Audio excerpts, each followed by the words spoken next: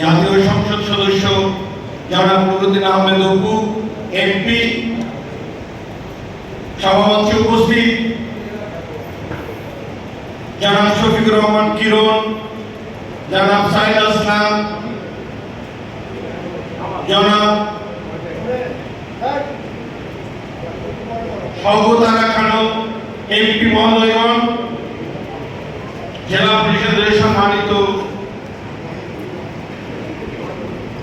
প্রশাসক সরদার নাসিরউদ্দিন কালু, প্রশাসনের কর্মকর্তা, জেলা প্রশাসনের প্রতিনিধি, পুলিশ সুপারের প্রতিনিধি,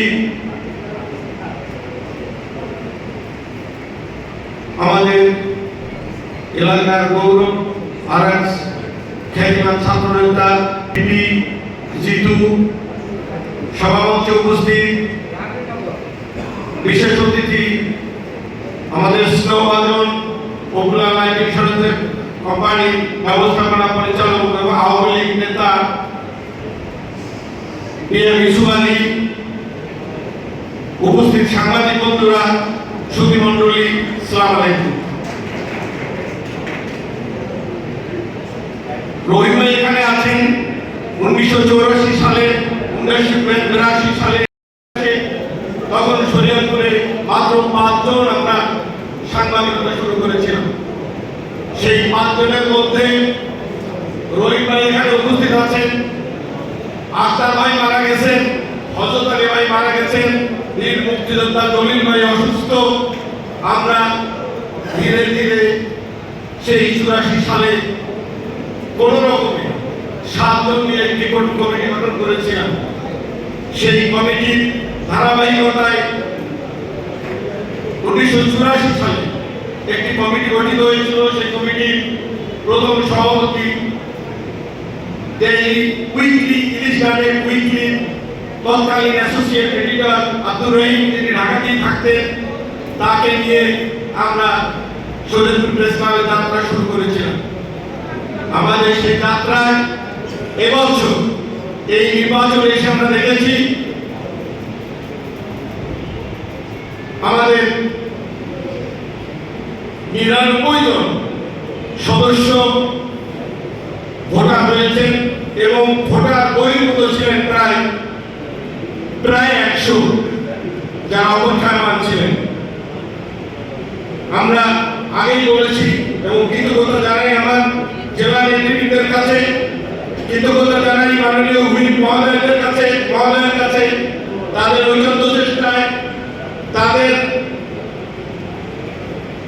আগ্রহে একটি অবাধ, সুষ্ঠু ও নিরপেক্ষ নির্বাচন অনুষ্ঠিত হয়েছে।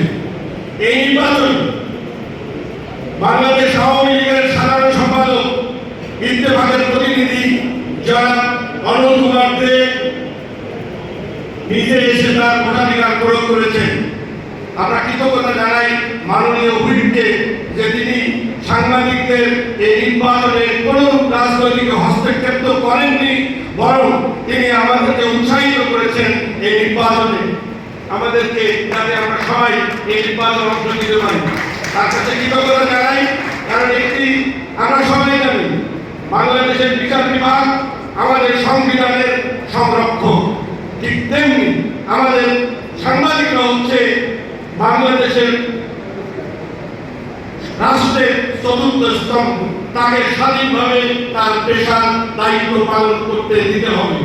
অবাধ তথ্যপ্রবাহ দেশকে একটি উন্নয়নের দিকে নিয়ে যাবে এবং যে জন্য শহীদ প্রেসিডেন্ট জিয়ার হাত ধরে একটা বাংলাদেশি জাতীয়তাবাদী রাজনীতিতে এসেছিলাম। আমি বিশ্বাস করি স্বনির্ভর বাংলাদেশ করতে অবাধ তথ্য প্রবাহের কোনো বিকল্প নেই। আমি কৃতজ্ঞতা জানাই এখানে উপস্থিত সকল নেতৃবৃন্দ এবং সাংবাদিক বন্ধুদের যে আমাদের এই ধারা যেন অব্যাহত থাকে। অন্তত প্রেস ক্লাব একটি রাজনীতি মুক্ত, রাজনীতি প্রভাব মুক্ত একটি স্বাধীন সংস্থা হিসাবে তার কাজ চালিয়ে যাবে, এই আশ্বাস আমি আশা করি আমাদের মাননীয় প্রধান অতিথি এবং বিশেষ অতিথিরা দেবে, আমাদের উৎসাহিত করবে। আমরা কোথায় কোন অসামঞ্জস্যতা আছে, কোথায় কোন বৈষম্য আছে আপনাদের কাছে তুলে ধরবো।